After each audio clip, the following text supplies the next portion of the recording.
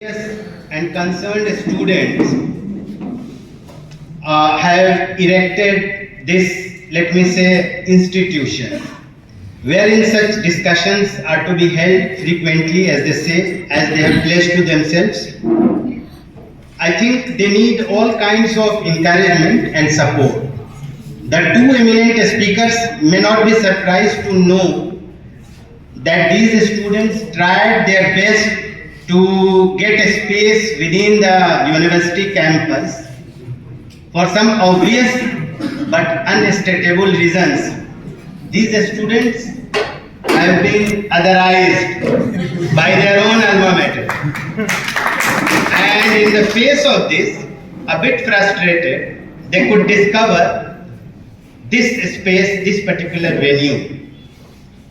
Afzal Sahab, himself a teacher, deserves laurels for his generosity of offering this space pro bono. Not that their alma mater has really been generous about letting dissent expressed in its history.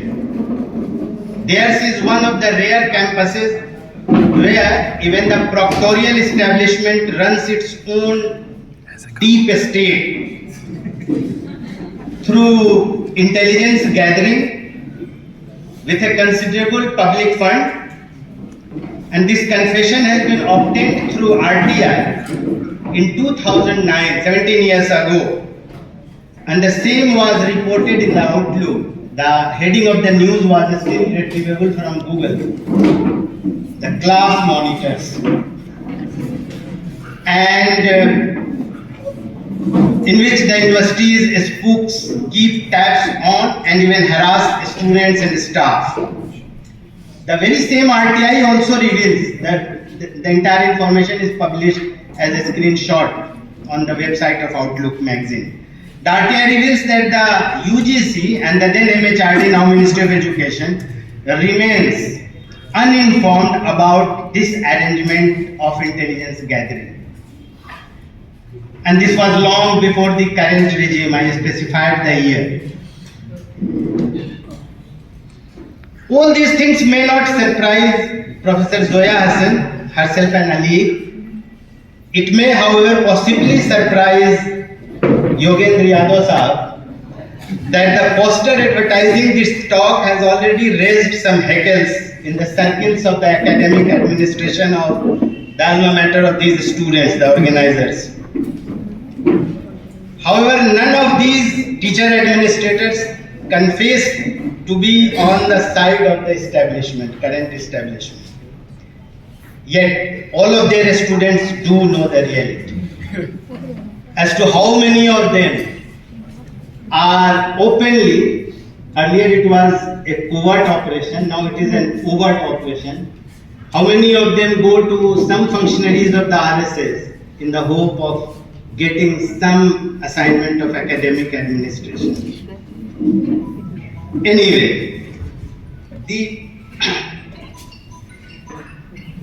marginalized students of Hindus and non-Hindus have already been facing otherization in various forms.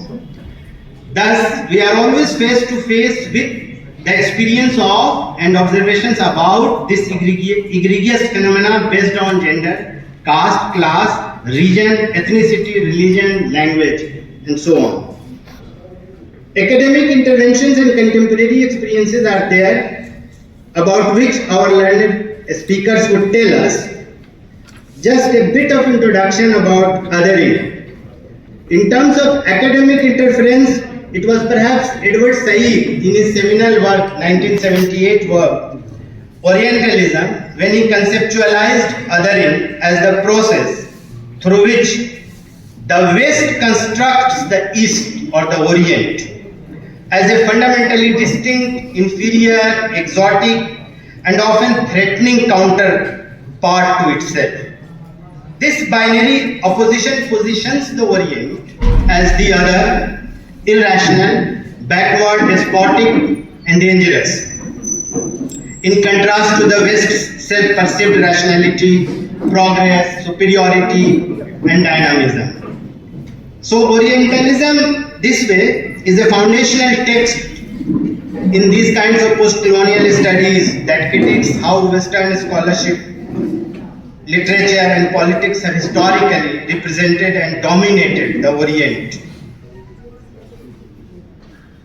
Said argues that Orientalism is not just an academic field but a pervasive discourse tied to imperialism and all the discourses of dominance and hegemony, where the West exaggerates the differences, presumes its own superiority, and applies cliched models to perceive and control the East. How is it relevant to us? With the experiences, we can understand how a variant of this kind of Orientalism or otherization is already underway in various parts of the world, including our country. Now, a bit on enemy within. Several academic works have appeared in recent years. I would refer only to one, that is by Gary Kasparov, which came out in 2015. Winter is coming. Why Vladimir Putin and the enemies of the free world must be stopped. This is the subtitle of the book. Main title is Winter is Coming.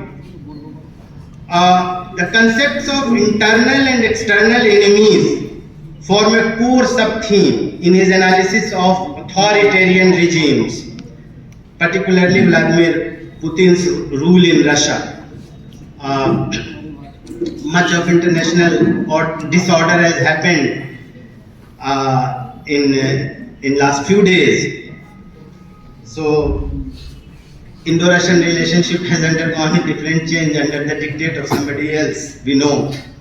So Kasparov frames these as tools of dictatorial propaganda and power maintenance, drawing on historical patterns from fascist and totalitarian systems to argue that such regimes thrive by manufacturing threats to justify control and repression.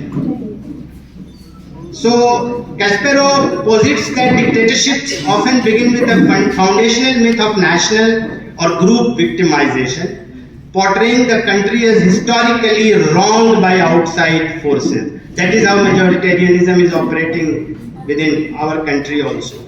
So this narrative allows leaders to identify and persecute the internal enemies, such as political opponents, dissidents, journalists, bloggers, protesters, who are blamed for undermining the state's strength.